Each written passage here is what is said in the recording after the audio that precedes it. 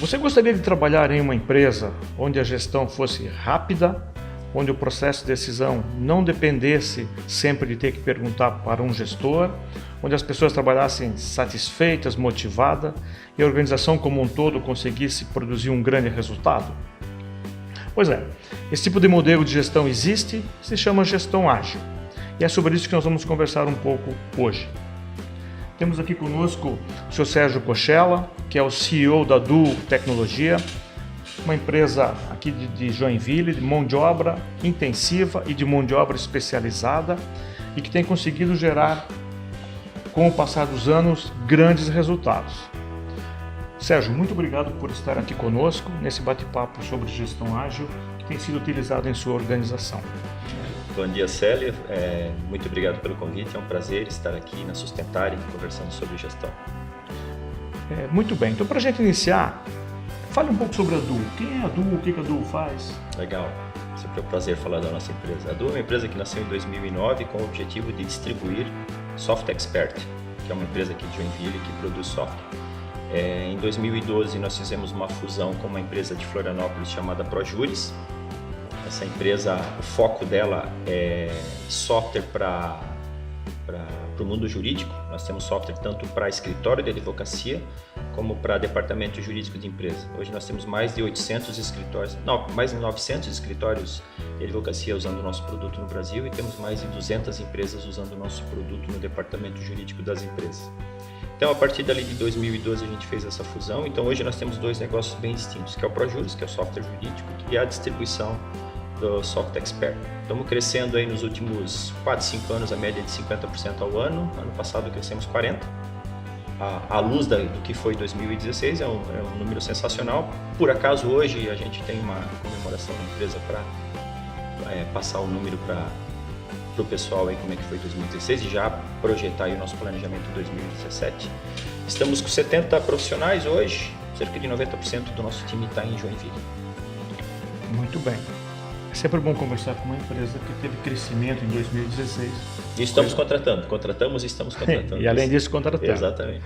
Na contramão, né? Na contramão. Sérgio, você sabe que gestão ágil é sobre pessoas, sobre melhorar a relação entre líder e liderado. A Duo é uma empresa de mão de obra especializada e intensiva. Como tem sido gerenciar esse pessoal de vocês para o sucesso que vocês têm conseguido? O desafio de qualquer empresa de tecnologia são as pessoas, né? Eu tenho uma máxima comigo que nós precisamos ter as pessoas certas no lugar certo, preparadas e motivadas. Então o assunto pessoas começa lá na contratação. A gente não pode errar na contratação. A gente contratar uma pessoa errada é muito caro para a empresa e isso acaba travando a empresa, porque você investe, você faz o setup, você treina a pessoa e daqui a 6 meses você vai chegar à conclusão que, puta, essa pessoa aqui não serve, eu contratei errado, enfim.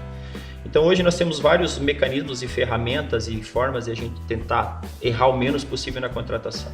E colocar essa pessoa de acordo com o potencial dela no local e no lugar onde ela, primeiro, ela tem o prazer de trabalhar e segundo, onde ela vai trazer mais resultados para nós. Porque se eu colocar uma pessoa com perfil num lugar que aquele perfil não é adequado, essa pessoa vai estar desmotivada, ela vai acordar de manhã e não vai querer vir trabalhar porque isso não está agregando para a vida dela.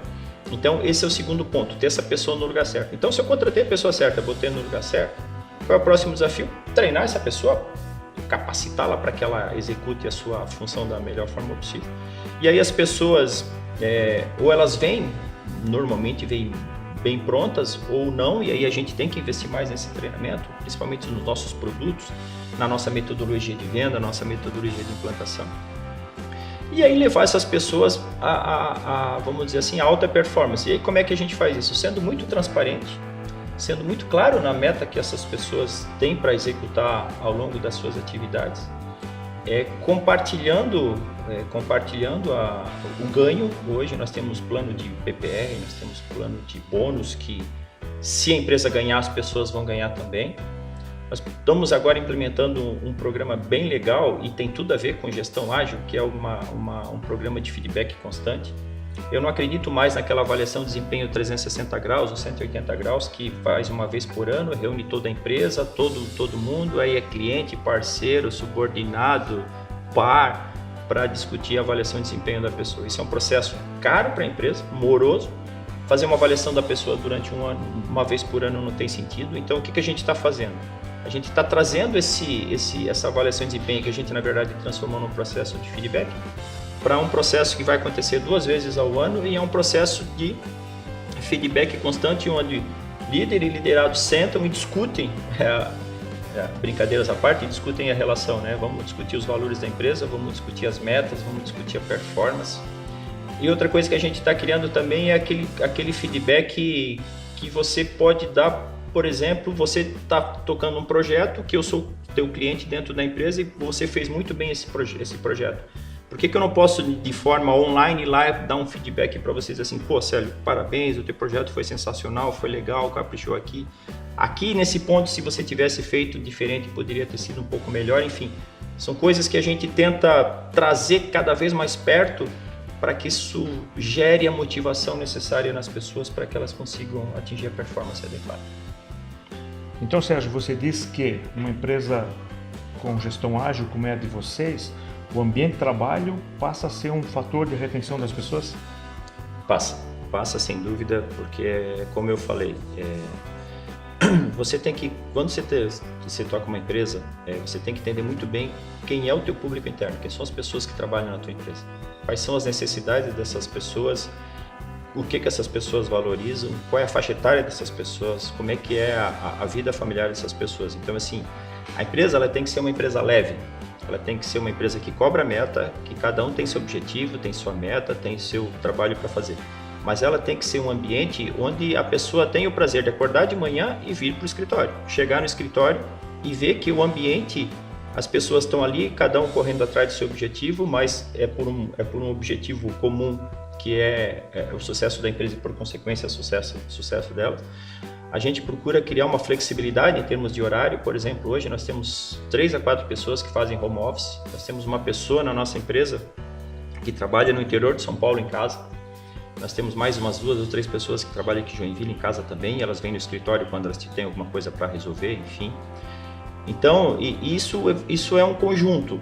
Mas, de novo, o ambiente de trabalho dentro daquele contexto de cada um fazendo a sua parte, mas trabalhando pelo todo. E dentro daquele conceito de, pô, eu sei o que eu tenho que fazer. Não precisa ninguém ficar cuidando de mim, me dizendo o que eu tenho que fazer todo dia, porque as coisas têm que ser claras e muito simples para as pessoas entenderem e executar a tarefa delas, sem ter que vir e perguntar, pô, escuta, como é que eu faço? Esse cliente aqui eu atendo assim, atendo assado? Não, isso aí tem que estar muito na rotina do dia a dia da organização. Muito bem. E nessa questão do desenvolvimento das pessoas, desenvolvimento das competências, então o que muda? São novas competências que precisam ser dadas para essas pessoas, ou velhas competências de forma diferente? Eu acho que nessas competências nós temos 2 coisas, né? Temos as competências que estão mudando, a necessidade de novas competências nas empresas e a forma como se busca essas competências, né? Então, vamos imaginar o seguinte, vou dar um exemplo. Na nossa empresa, nós temos 2 jornalistas na área de marketing. Aí vocês dizem assim, mas para que jornalista na área de marketing, né? Se você olhar 10, 20 anos atrás, a gente não encontraria esse tipo de profissional na área de marketing de uma empresa de tecnologia. Mas é a realidade hoje em dia, porque a geração de conteúdo de valor sobre o nosso assunto, sobre os nossos produtos no mundo digital, isso vai acarretar a geração de leads, que isso vai se transformar em vendas para nós. Então, assim, nós precisamos de pessoas que gerem conteúdos com uma qualidade de conteúdo, de escrita, que seja simples, que seja fácil para que as pessoas leiam, entendam e consigam entender como aquilo é relevante. Então, assim, são competências novas que estão aparecendo nas organizações que as pessoas têm que se preparar e a organização também.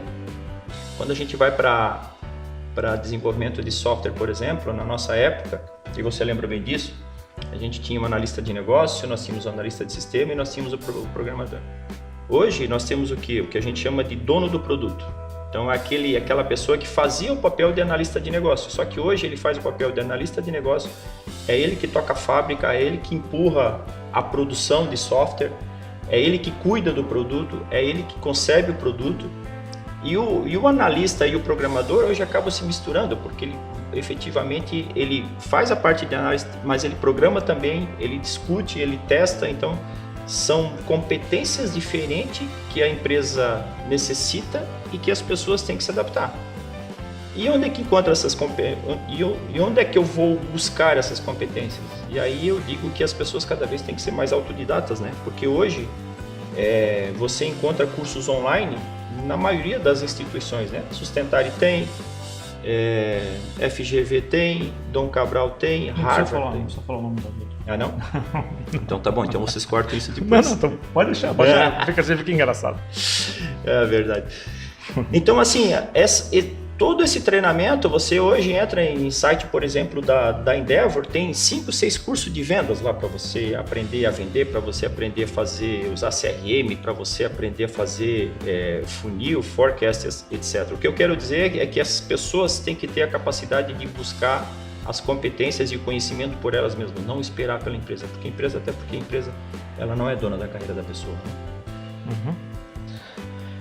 E uma coisa que fica curiosa então é como você tem uma equipe de pessoas com múltiplas competências, conseguem tocar o processo sozinhas, sem grande dependência dos gestores, o que acontece com o gestor? O que acontece com o tempo do gestor?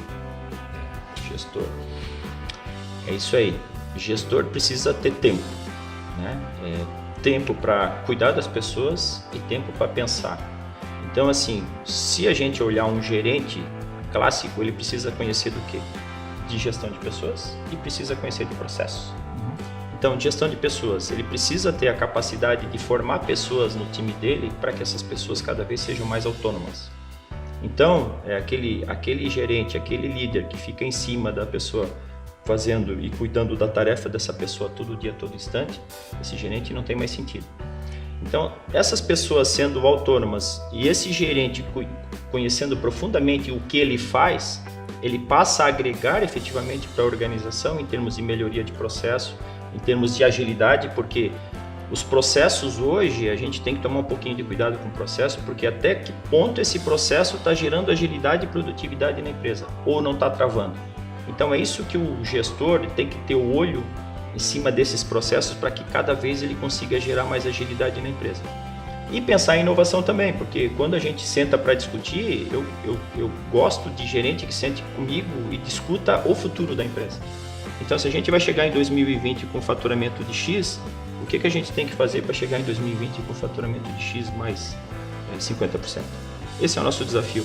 E essas pessoas, elas têm que ter a cabeça no futuro da organização, seja em produtividade, excelência operacional e inovação, novos mercados, novos produtos e assim por diante. Nas organizações ágeis, o processo tradicional do planejamento estratégico, que era aquele negócio hierárquico de juntar um grupo de pessoas no fim de semana, escrever um book do planejamento, é deixado de lado, já que temos um grupo de pessoas que sabe o que fazer. Como a sua organização tem tratado a questão do planejamento estratégico, do direcionamento estratégico? O planejamento estratégico eu gosto de dividir em duas fases também bem distintas, porque eu acho que são coisas diferentes. O primeiro é a construção e a confecção dele, né? E depois a execução. Então, quando a gente fala vamos construir, vamos conceber, vamos desenhar o planejamento estratégico, é claro que a direção estratégica, que é o principal, ela tem que ser a médio e longo prazo. Então, tem que estar claro, por exemplo, para a minha empresa, o que a gente vai ser em 2020. Então, essa direção estratégica ela tem que estar muito clara, ela tem que estar muito alinhada. A partir dessa direção estratégica, a gente define qual é o caminho que a gente vai usar para chegar lá, que é nessa visão, que a gente chama de objetivos estratégicos. E a partir dos objetivos estratégicos, a gente trata os KPIs, as metas e os planos de ação.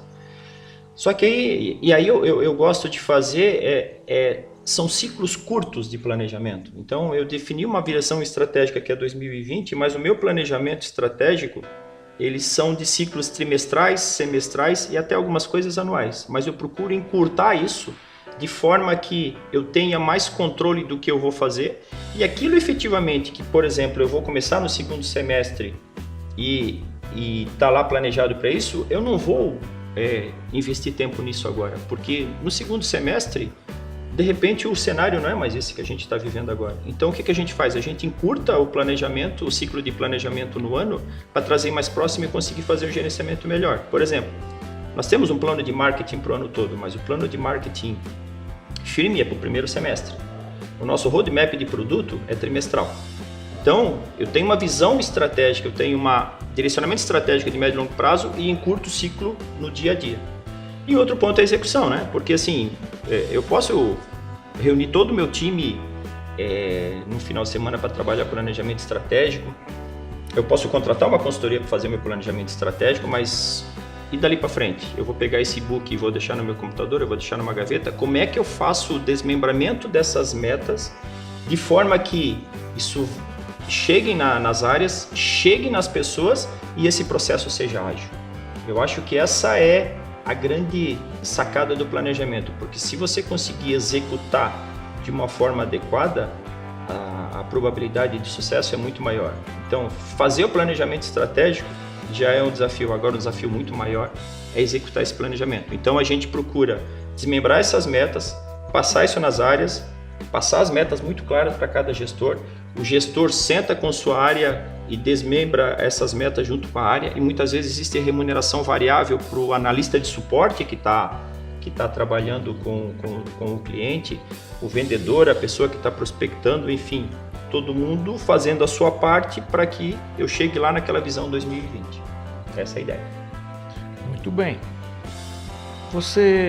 Nós poderíamos ficar aqui conversando durante 2 horas, esse assunto é interessante, você gosta disso, mas existe mais alguma coisa que você gostaria de compartilhar conosco com relação à gestão ágil, esse modelo de gestão que vocês decidiram adotar e que tem sido de sucesso? Tem mais algum fato, alguma estratégia que vocês utilizam? Eu gosto de queria fazer algum comentário sobre a gestão ágil, utilizando um pouquinho o exemplo das startups, né? A startup, na verdade, é uma empresa que começa com uma ideia e o grande objetivo dela é transformar essa ideia num produto que o cliente compre o mais rápido possível. E quando a gente olha uma startup, na verdade, o que ela faz é mais ou menos o seguinte: ela constrói alguma coisa, um determinado produto, ela bota esse produto para testar no mercado e aprende com isso.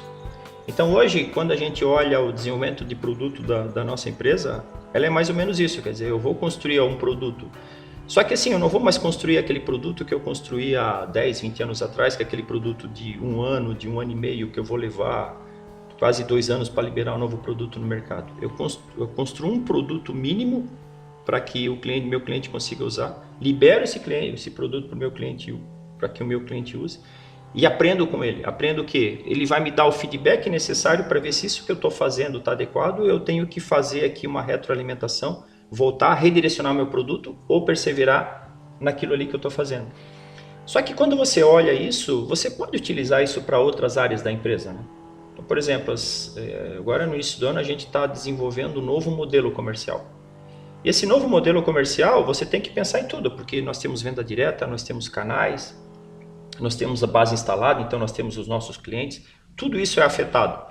Então, quando você trabalha num assunto desse, muitas vezes isso pode demorar muito. Até você fazer a liberação da primeira versão disso para o mercado, pode levar 3, 4 meses para botar isso no mercado para rodar. O que a gente está fazendo? A gente está fazendo o mínimo necessário, o mínimo possível, estamos colocando na mão de alguns vendedores para ir lá testar, voltar, retroalimentar e fazer rodar. Então, isso vale para processo, isso vale para produto, isso vale muitas vezes até para uma estratégia, porque de repente você vai abordar um novo mercado e você tem que testar aquilo ali de uma forma mais ágil para que o mercado responda a isso de uma forma rápida para que você tome a decisão também.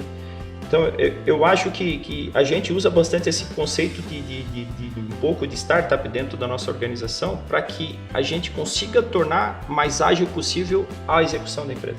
Eu acho que isso é uma virtude, porque as coisas acontecem mais rápido e muitas vezes você está gastando muito tempo numa coisa que não vai dar certo e você leva muito tempo para chegar à conclusão que não deu certo. Então você tem que gastar o mínimo tempo possível naquilo. E eu acho que essa retroalimentação dá uma agilidade para a organização. E outro ponto bastante importante para nós também é a gente definir alguns fatores críticos de sucesso dentro da nossa empresa. E nós temos 2 que eu acho assim que são chaves, que eu acredito que o que vai ganhar o jogo nas organizações é o teu modelo de negócio, se o teu modelo de negócio é vencedor, e velocidade na execução. Então são duas coisas assim que a gente está muito focado, exercitando, desenvolvendo novos modelos de negócio, testando isso no mercado e dar velocidade na operação. Se a gente conseguir fazer isso, a gente acredita no sucesso. A Sustentare, percebendo esse modelo de gestão, então, chegando no mercado, fazendo sucesso, desenvolveu o curso de gestão ágil, onde teremos uma série de disciplinas que visam preparar a sua empresa para poder atuarem de uma forma objetiva, produtiva, como faz aqui a empresa que o Sérgio tão bem nos apresentou. Então, por favor, para maiores informações, consulte o nosso site www.sustentare.net e venha conversar com a gente. Muito obrigado. Obrigado, Célio. Obrigado, Sustentare. Novamente foi um prazer estar aqui com vocês conversando sobre esse tema tão gostoso, né? tão importante para as pessoas e para as organizações. Desejo sucesso para Sustentare sempre. Obrigado.